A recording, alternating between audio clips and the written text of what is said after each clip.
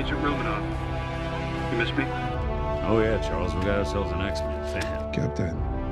Your Highness. Captain, big fan, Spider-Man. Hey everyone. Hey everybody, before we get started with this video, we just want to remind you that we will be changing our name to Filmmonger. What does this mean for you guys? Actually not much at all. It's the same great content and relationship we've had with you this whole time, just a new initiative. So be looking for that name change, Filmmonger. Now back to the video. Hey everybody, welcome to Filmmonger. I'm your guy, 𝘧𝘪𝘴, and today we are going to be pulling back the curtain, looking behind the scenes of the critically acclaimed Squid Game. Squid Game has swept the international stage. It is captivating, it is deep, it is dark, it is eerie, it is thought-provoking. It is a great show, and one of the makings of a great show is excellent filming, shooting, CGI, and set building, and all those things in between. And this show has some really incredible scenes, and I want to take the time today to specifically focus on how they made those 6 death games look so stinking good. Before we get to the first death game, I got a trivia question for you about Squid Game. I'm going to test your knowledge here. When did the script for Squid Game get written? Let me know in the comments below. Now let's talk about that first game, red light, green light. I'm sure you've been on the internet enough to know that one of the main things about this particular game is actually that giant robot gal that we see turning her head back and forth, deciding who lives and who dies. This game absolutely kicked off the Squid Game series, where you're like, oh my word, this is nuts. And that giant robot gal is indeed real. You can go to South Korea, Seoul, a couple miles out of there, and go see her for reals, which is kind of scary. I don't know if I'd ever want to do that, because oh man, you can't get that first thing out of your head. If you didn't have any precursors for what Squid Game was, and then you saw that first moment when the people are getting shot, it is nuts. And this scene does not disappoint. Once that first person gets shot and the contestants, all 456 of them, realize what is going on, they start running rampant.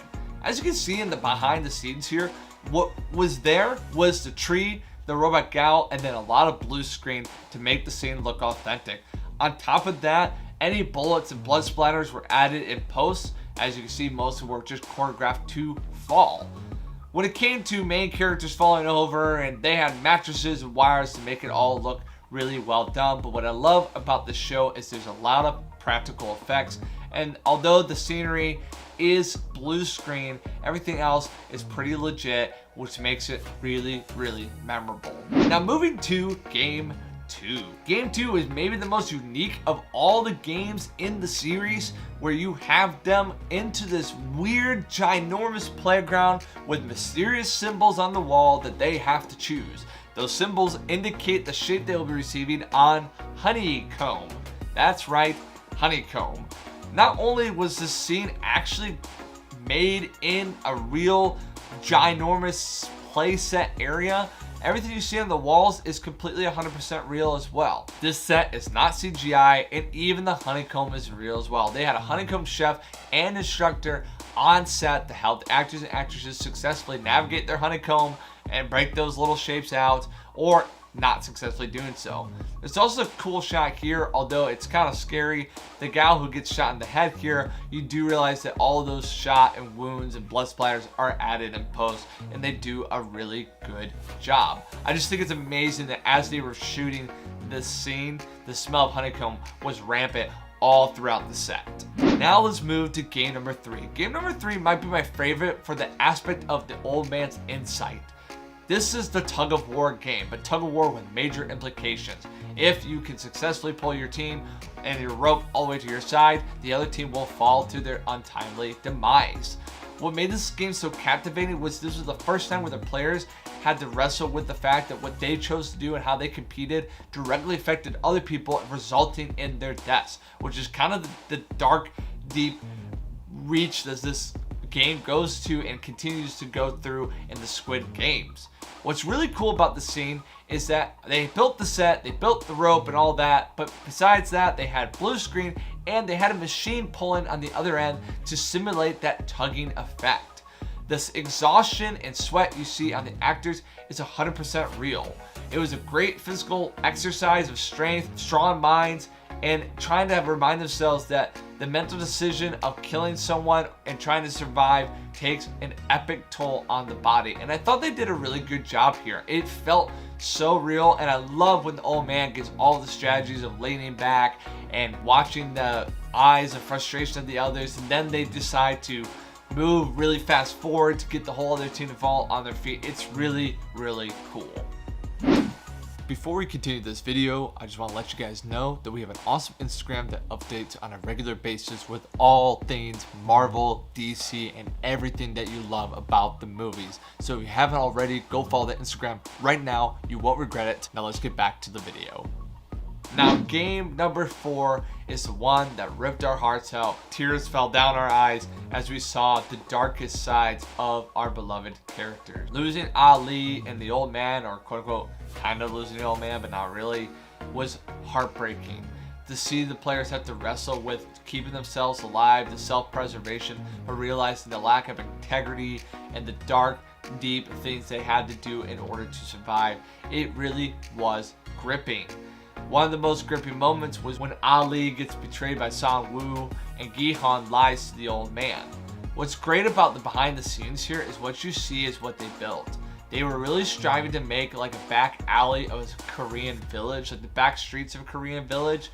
And in doing so, they wanted to emulate that the sun was setting and to give that feel of just human nature falling apart, the dark depths of humans. And it took them a ton of time and effort. The details on the buildings and in the walls are impeccable. They want it to be a memorable scene. The hues of the lights, the colors, and everything. So whenever you think about Squid Game, you cannot separate game number 4 from your memory. Now, game number 5 is probably the most grandiose game of them all when it comes to spectacle. Don't get me wrong, Red Light, Green Light was quite, entertaining. There's some other ones, but this one has a high-rise stepping stone bridge where there's about 16 panels, some tempered glass, some real glass, and the contestants had to hop their way through. If they chose wrong, they would ultimately reach an untimely end. This was a cool scene, but it was also kind of a scary scene for them to shoot as well. Obviously, they didn't have them super high up with actual ways of falling, but there was a lot of wire, some actual distance between the ground and the bridge, and actors and actresses have to simulate them falling. So when you see that panic and fear, some of that is legitimately real. Although they knew they weren't going to die, some of this was pretty doggone scary. They tried to make this authentic as possible, and every fall and every drop looks 100% real. They did a really great job, and the special effects of the glass breaking was really well done as well. On to our final game, the game where we have Sang-woo and Gi-hun facing off against each other in the classic Squid Game, the title of the series. And as you can see, although they have rain pouring from the ceiling, a lot of this is blue screen as well. Which, if you're wondering about this, and this is something I've been thinking about, is blue screen is becoming a lot more prominent in the industry. We actually talk about this in the Falcon and Winter Soldier series, on how blue screen is a lot easier to edit around and clean up, and that's been the preferred choice of many directors and producers. This scene is no exception. They set a really cool vibe and atmosphere during the actual show, and to see what was actually behind the screen and how they created that, captivating mist, slightly unclear, very rainy scene was really, really well done. The game in itself doesn't have major depth implications, as it is just playing Squid Game, but it does leave us with a memorable scene and a memorable moment where even Gi-hun at the end was willing to give up the money for his friend. Well, I hope you enjoyed these behind the scenes. There's a ton more. Like, they really did some things practically. Like when you see those colorful staircases, or you see those moments with the mysterious men, they're 100% real and well done. And really their major CGI here was blood splatters and backdrops.